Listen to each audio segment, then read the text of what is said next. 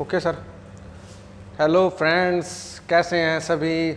उम्मीद करता हूँ मैं सभी खुश हो गए, मज़े ले रहे होगे। सपोर्ट करते रहें भाइयों। बहुत बहुत मेहनत लगती है यार, एक वीडियो शूट करने में 1 घंटा लग जाता है यार।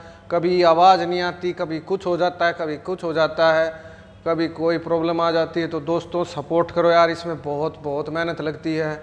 हर कोई टीचर मेरे ख्याल में पढ़ा भी नहीं सकता, तो प्लीज़ सपोर्ट करो यार। आपके लिए बहुत मेहनत कर रहा हूँ मैं। इसको वीडियो को लाइक और शेयर ज़रूर करो ताकि ज़्यादा से ज़्यादा फैले, हमें अप्रिसिएशन मिले। कमेंट करो यार जितना हो सके, ठीक है, और ज़्यादा से ज़्यादा फैलाओ।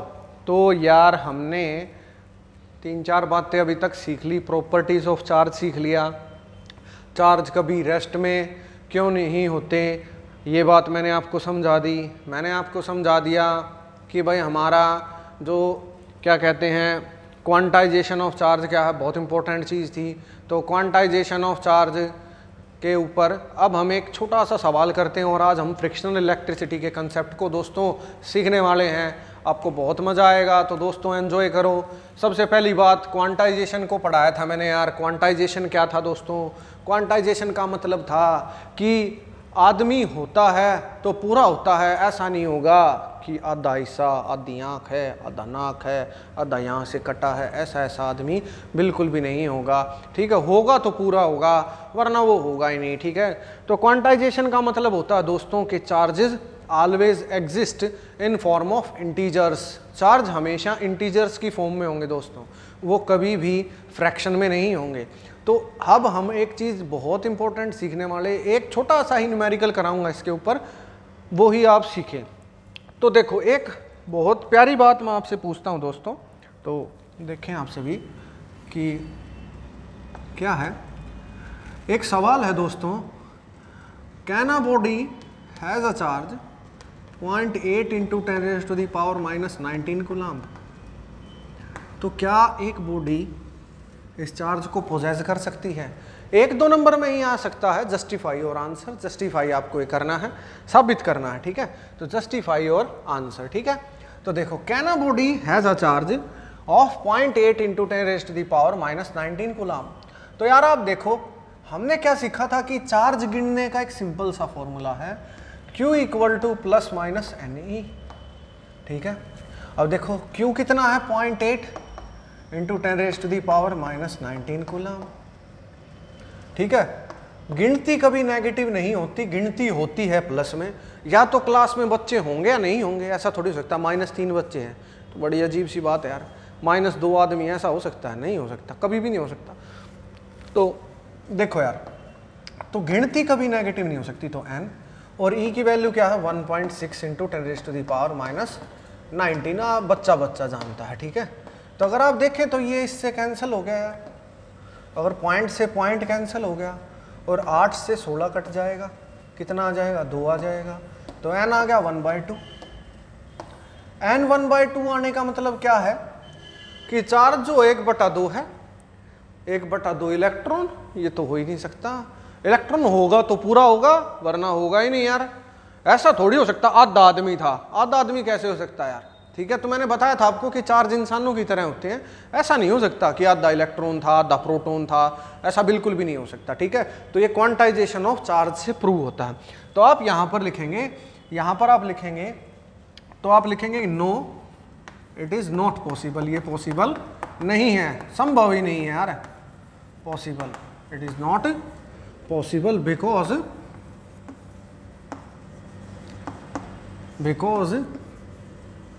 Charge is quantized in nature. कैसा नेचर है यार उसका? Quantized nature. क्वांटाइज्ड नेचर का मतलब आपको ये आंसर देना, 2 नंबर आपको मिलेंगे CBSE में, ठीक है। और इस बात का मतलब है कि यार charge is quantized in nature, ठीक है। क्वांटाइज होगा नेचर के अंदर। और क्वांटाइजेशन का मतलब है कि charge is always in form of integers, it can never be in form of fractions, ठीक है। तो अगला टॉपिक पढ़ते हैं यार हम, फ्रिक्शनल इलेक्ट्रिसिटी। तो नेक्स्ट टॉपिक पढ़ते हैं हम फ्रिक्शनल इलेक्ट्रिसिटी। उम्मीद करता हूं मैं समझ आ गया होगा आपको। तो देखो यार, फ्रिक्शनल इलेक्ट्रिसिटी की बात करते हैं। तो फ्रिक्शनल इलेक्ट्रिसिटी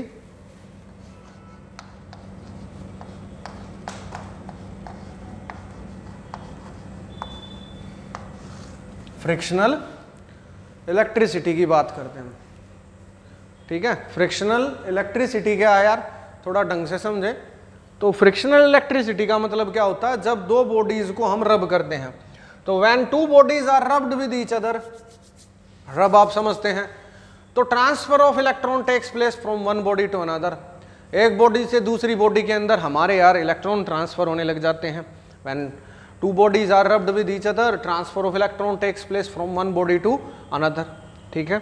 तो ये बात हम आज थोड़ा डिटेल में समझते हैं। जैसे जब आप छोटे थे तो मैंने एग्जाम्पल भी दिया था, आप क्या करते थे, स्कूल में पढ़ने लिखने कौन जाता है यार, छोटे छोटे बच्चे कहाँ पढ़ते हैं, वो खेलते हैं, पेंसिल शॉर्पनर इस पर ही उनकी क्लास खत्म हो जाती है और घर आ जाते हैं खेल कूद के, और कुछ पढ़ाई वढ़ाई तो होती नहीं खास, छोटे बच्चे ऐसे ही होते हैं, ठीक है। तो वो क्या करते थे यार, स्केल निकालते थे और उसको बालों में रगड़ना शुरू कर देते थे, ठीक है। और उससे क्या होता था, जो हेयर के ऊपर हमारे इलेक्ट्रॉन थे वो कोम्ब के ऊपर आ जाते थे, कोम्ब कह लो या फिर आप स्केल कह लो, और वो छोटे छोटे पेपर बिट्स को अट्रैक्ट करना शुरू कर देता था। यानी जब हम दो बॉडीज को आपस में रगड़ते हैं तो ट्रांसफर होता है एक बॉडी से दूसरी बॉडी में इलेक्ट्रॉन का, ठीक है। तो अगर इलेक्ट्रॉन ट्रांसमिट हो रहे हैं यार एक बॉडी से दूसरी में, तो इसके मैंने कई मोड बताए थे, frictional electricity, thermo ionic emission, और आपको एक और बताया था जिसका नाम था फोटो इलेक्ट्रिक एमिशन। तो आ जाओ समझते हैं यार फ्रिक्शनल इलेक्ट्रिसिटी क्या है। तो यहाँ देखो, दो बॉडी थी यार, आपने एक दूसरे के साथ उनको रब करा, एक बॉडी ए थी दूसरी बॉडी बी थी, दोनों को रब करा, पॉजिटिव पॉजिटिव, ये समझा चुका हूं मैं भाई कि charge are never at rest, positive का ट्रांसमिशन क्यों नहीं होता। हर चीज इंपॉर्टेंट है बच्चों, सब्र चाहिए भाई पढ़ने के लिए, अच्छे नंबर लाने के लिए। एक बताऊंगा आपको कि कैसे आपको पढ़ाई करनी है, वो सब कुछ भी बताऊंगा, लेकिन अभी आप धीरे धीरे पढ़ें, हर एक चीज मैं आपको समझाऊंगा, ठीक है। तो यहाँ देखो यार क्या हुआ, हमने रब करा, किसी बॉडी से किसी में भी जा सकते हैं, ऐसा कुछ नहीं कि ए से बी में जाएंगे, बी से ए में भी आ सकते हैं। तो क्या हुआ यार, इसके इलेक्ट्रॉन भागकर इसमें आ गया, एक आ गया, फिर एक और आ गया। हुआ क्या, आप पढ़ चुके हैं अब तक, ये इसको न्यूट्रल कर देगा, ये इसको न्यूट्रल कर देगा, ये इसको न्यूट्रल कर देगा, न्यूट्रल हो गया, न्यूट्रल हो गया, न्यूट्रल हो गया। ये वाली बॉडी +2 बन गई, और ये वाली बॉडी यहाँ देखो जरा, ये भी न्यूट्रल हो गया, ये भी न्यूट्रल हो गया, ये भी न्यूट्रल हो गया, ये वाली बॉडी -2 बन गई। एक इंपॉर्टेंट चीज देखो, -2 किसके बराबर है, +2 के, यानी क्वांटिटी बराबर है। -2 का मतलब क्या है यार, जितने इलेक्ट्रॉन थे उतने ही ट्रांसमिट क्या हो, उतने ही क्या है, प्रोटॉन।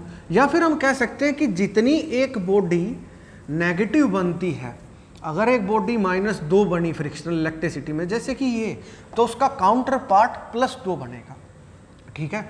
तो एक सिंपल सी चीज इसमें डेवलप होती है कि in frictional electricity equal and opposite charge developed on both bodies, दोनों ही बॉडीज में इक्वल और अपोजिट चार्ज डेवलप होते हैं। In frictional electricity equal and opposite charge developed on both bodies, ठीक है।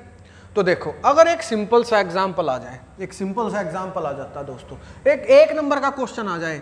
देखो अब ऑब्जेक्टिव क्वेश्चन आ रहे हैं बच्चों 20 के 20, तो आपको ढंग से पढ़ाई करनी है। एक एक टॉपिक इंपॉर्टेंट है, जिसको पूरे नंबर लेने हैं भाई, जिसे पास होना उसके लिए तो कोई बात है ही नहीं, लेकिन जिसे पूरे नंबर लेने हैं वो एक एक चीज को डिटेल में समझे भाई, ठीक है। आप ढंग से पढ़ोगे तभी मजा आएगा आपको, तभी इंटरेस्ट पैदा होगा, ठीक है। ऐसा कुछ नहीं है कि आप ऐसे सोचें कि हम इस टॉपिक को स्किप कर दें, ये तो नहीं आता, ठीक है, तो आप कुछ नहीं सीख पाओगे, जिंदगी बर्बाद है फिर आपकी।